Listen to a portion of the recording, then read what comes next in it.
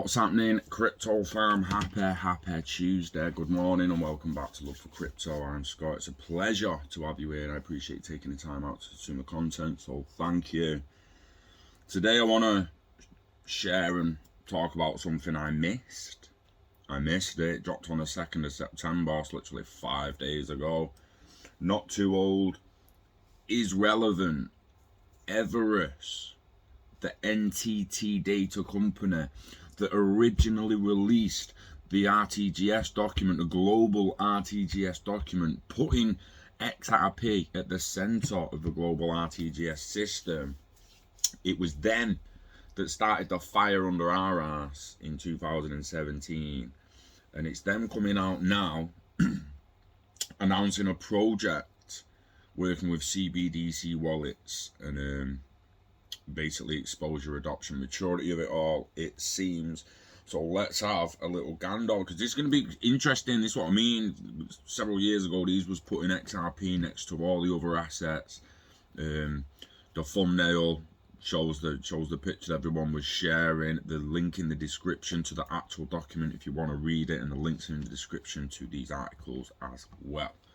So time of writing, September the 2nd. So anything that says today, if I read today, it was 5 days ago, not today.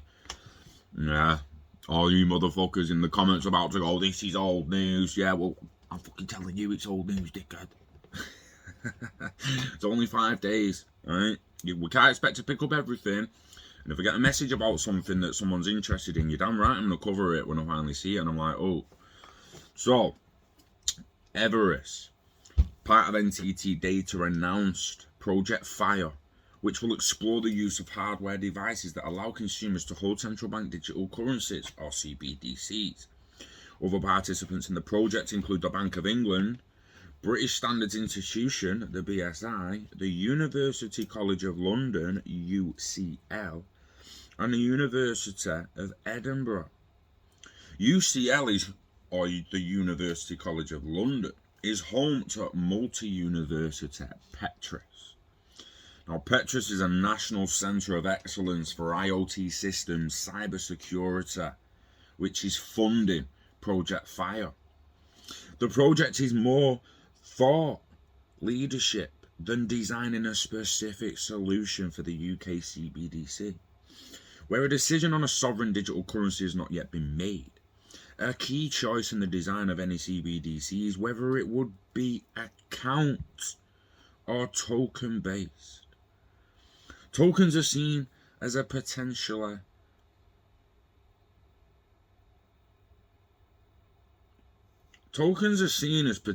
offering a greater degree of privacy because, as a bearer instrument, smaller amounts may not need to be associated with an identity.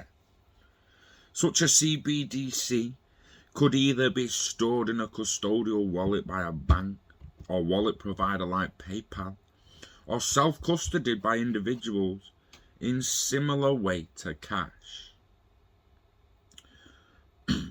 Not everyone will want to hold the CBDC in a smartphone. Smart cards, which are debit cards with tiny buttons, could also act as CBDC hardware wallets. China's CBDC pilots, some of these don't look like a typical debit card, but instead are fun shapes, like keyring decorations. A smart card CBDC hardware wallet being used in digital yuan trials is right there. Now, if you really want to see this, just follow the article and flaming read it, or screenshot this and flip it. But there's a smart card. Are you telling me you put a pin in before it lets you do contactless? Why not the thumbprint? The thumbprint as well. I bet the black square. You can just put your thumb on the black square, can't you? Damn. So depending on the design, a token offers a bigger chance of replicating some of the features of cash without a full digital trial of consumer habits. Privacy is often discussed as advantageous, But it's not just about avoiding social media networks and knowing how you spend your money. A future where everyone's transactions are visible and connected to identities could result in mass price discrimination. In some countries, prices could be adjusted based on that knowledge. Interesting that. That would suggest that they know what we're buying.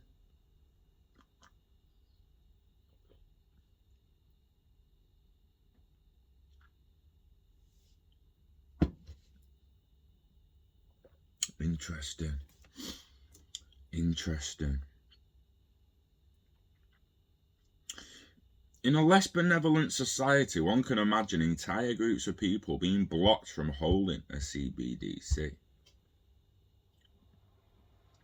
Digital payments can introduce new threats to privacy, accessibility, and fairness for consumers, as well as new risks to monetary sovereignty and national security for governments.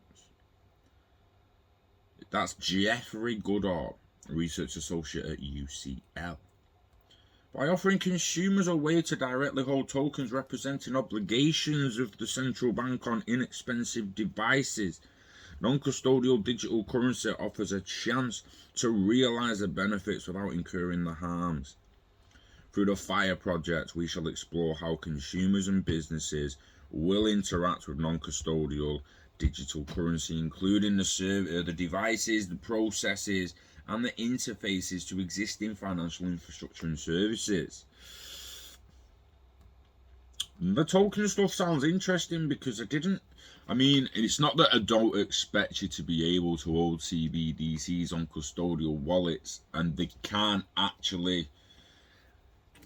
Let's rewind a little bit. I've said in the past that I believe CBDCs will be centralized platforms. They'll be centralized. They can shut them down. They'll own them. You might have a wallet on it. You might have some currency on it. But at the end of the day, they're going to own it. That's what I feel is more likely. However, it doesn't mean that's not going to be the case. It doesn't mean that they might actually introduce decentralized CBDCs attached to identities, because I've said it before, you either have a centralized system where you can freeze accounts, or you have digital IDs where you can stop serving people you want to stop serving. You can use a terminology, whatever terminology you want to use, right? Let's imagine a human trafficker. Do we want that motherfucker on private networks? No, we don't. Especially those with kids. You just don't. And if you do, you need to seriously reevaluate your thought process. Black markets, illegal activity will all be done on private networks. But the moment that a wallet's tracked from a private network to a public one and your ID's there, you could potentially get blacklisted just for using private networks. The Bank of England could legitimately turn around in the end and say, like, look, you're not using our system if you're on a private net. If you're on Monero, if you're hiding some of your fucking wealth in private networks and you're hiding some of your transactions, you're not fucking signing up to ours. You're not using GBP as a CBDC then. I don't care what the fuck happens. Your ID other people can spend it for you, but you won't be able to walk in the shop and spend it because your ID won't allow it. This is what I feel like they're heading towards. They're either heading towards a CBD system they could just freeze the accounts off, or they'll go a CBD system where it's attached to IDs and they can block your ID. So you walk in Tesco's like, oh, here's that Scott Pratt, don't fucking serve him. We've been told not to serve him on the blacklist. Just like China's social score now, you can't get on the bus because you've been a dick. You can't come in the pub and get pissed because you owe someone money. Like, it's interesting. Now that, actually what I was about to read there seems like the exact same. No, there we go, the different one there. So, Everis is a consultancy that's part of the NTT Data group. It will work with the British Standards Institution, the BSI, the Bank of England, the University College of London, and the University of Edinburgh on Project FIRE, Future Infrastructure for Retail Remittances. Proposed by UCL and funded by the Petrus National Centre of Excellence for IoT Systems Cybersecurity. The project aims to understand the devices and infrastructure required to enable the use of token-based retail central bank digital currency, or CBDC, that replicates certain key features of cash, accessibility, non-discrimination, privacy, and custodianship by the owner. Today, consumers are increasingly dependent on digital payments technology to interact with the economy. This has brought numerous benefits, but has equally provided ideal conditions for profiting. Profiling. Consumers are being profiled. Consumers leave behind a digital trail, linking their habits and relationships. This has only been exacerbated through the COVID-19 pandemic, as cashless transactions have been accelerated due to the perception of physical danger from manually exchanging cash at brick and mortar stores. At the same time, the cost of maintaining an infrastructure to support cash is increasingly unjustifiable, as the variable revenues fall below the cost of maintaining that infrastructure. As a result, cash is quickly losing prominence among the set of payment options available to consumers. So, using part of the 3.6 million Petrus funding, various research universities in the UK have been tasked to create projects that facilitate engagement between research universities, the private sector, and the government, with hopes to create a new and efficient technology application within the digital payment system.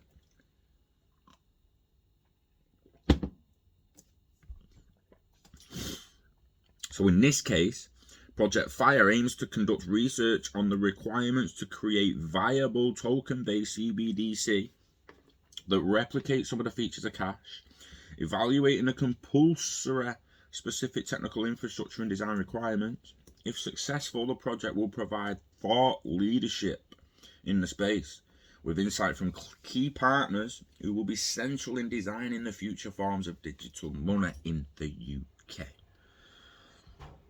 There's a few more paragraphs what people say there, and there's a bit of blah blah blah, and but let's go back up a little bit.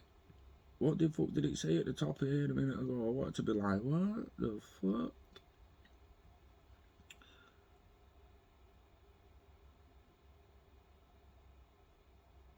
So the tracking aspect.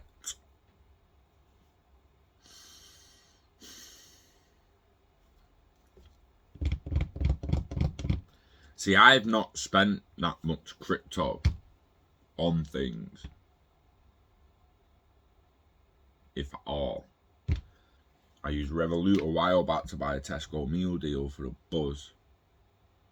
£3 meal deal with XRP. The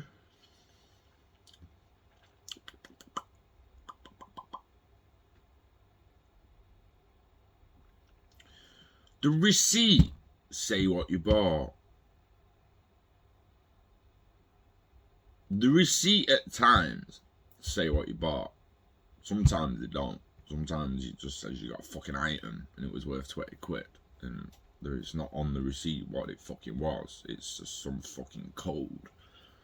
But only that company really knows what that product was. That's Visa. So look at your Visa transactions. I ain't telling you what you fucking bought, mate. They ain't telling you what you bought. Go on your bank account, go on your bank statement, get me fucking. Oh, can I fucking get it up on this? For fuck's sake, Scott.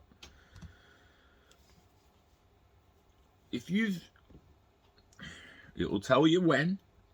It will tell you where. It will not tell you what you bought, man.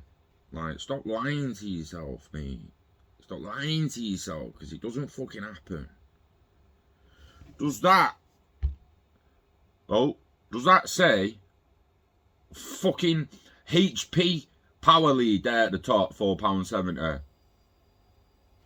Literally for the HD monitor right in front, HP monitor right there that I want to start streaming with and shit. But where does it say? Where does it say there that I bought a fucking? Oh, that's gonna be a lot of glare. Give it a minute. There we go. Where does it say there that £4.70 £7 is for a HP monitor lead. It doesn't, mate. And I understand it's backwards, mate. It's hard to read backwards, innit? But it's not telling you what I bought. What does that mean? It means I know what I bought off Amazon. It means Amazon know, obviously, what I bought off Amazon. It means Halifax haven't got a fucking clue what I bought off Amazon. They haven't got a jar of glue, mate. They just don't know. They don't know. There's your Visa tracking of transactions. Time, date, where did you spend it? That's it. That's it. They don't want to know what you bought. They don't want to know. Or it appears they don't need to know. They don't care about knowing what you actually purchased. All Halifax are happy just knowing that I used a Visa debit card at a certain time on Amazon and I spent that much. That's it. That's all they cared about. That message then goes through, the payments made, the settlements put through, and bish bash bosh, everyone's happy.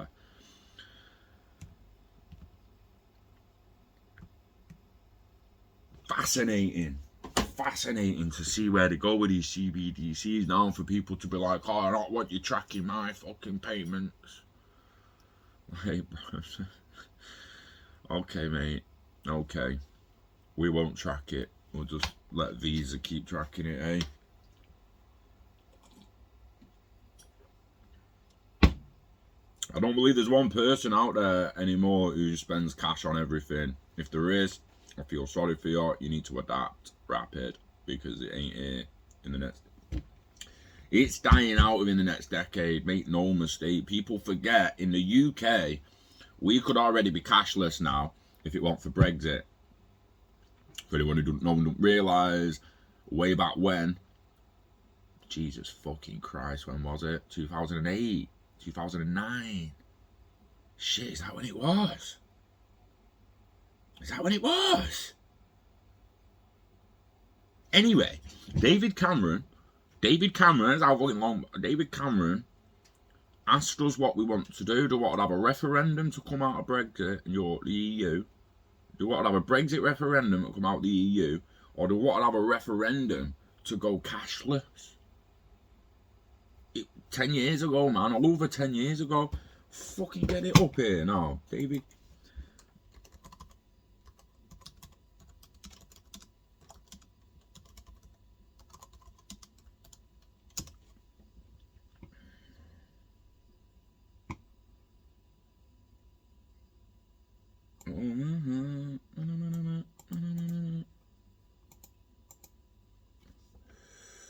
Sorry about this, David Cameron.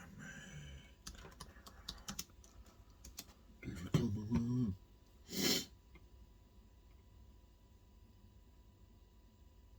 2012-ish it was, it would have been.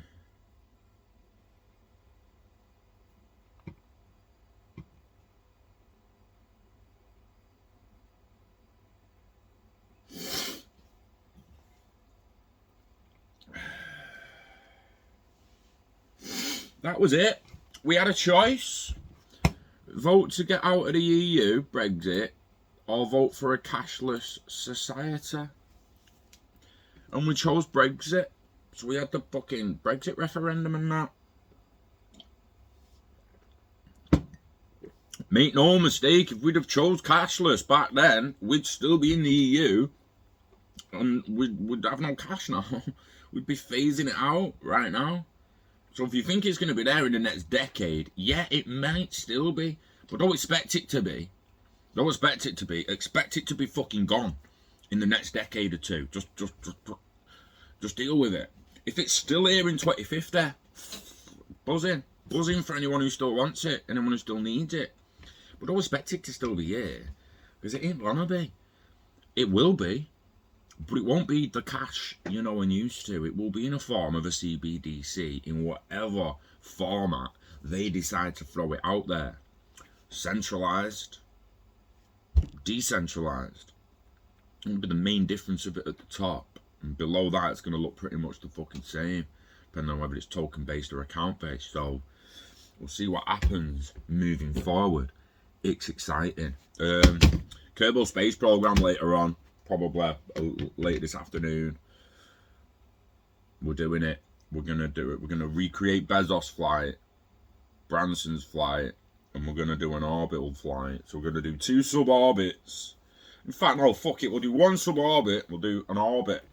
Or we might just do orbit and just highlight what happens to... No, fuck it. We're doing a suborbit and we're doing an orbit. So we're going to highlight what... The difference between what Jeff Bezos has done to what Elon Musk is about to do. Or Elon Musk isn't actually doing it. He's sending people up there. Elon Musk is like, I'm doing shit for humanity, not myself. My ego ain't that big, mate. So you go up instead, yeah? If someone's going to die... It's going to be someone else first, not a CEO. Jeff Bezos is like, fuck it, I'm going first, dickhead. Anyway, we're on it later. So if you're interested in that, in the rocket science and the rocketeering, the rocketry, stay tuned later on. If you're not, no danger. You know the dance. Invest in yourself, invest in your hobbies, live long and hodl it all, never let it go. Stake it, bake it, leave it till you make it. Yeah, wishing health and happiness to you and yours. We love crypto. We love CBDCs. The idea of a fair one. And we love the idea of a fair internet of value. So let's see what happens. Yeah.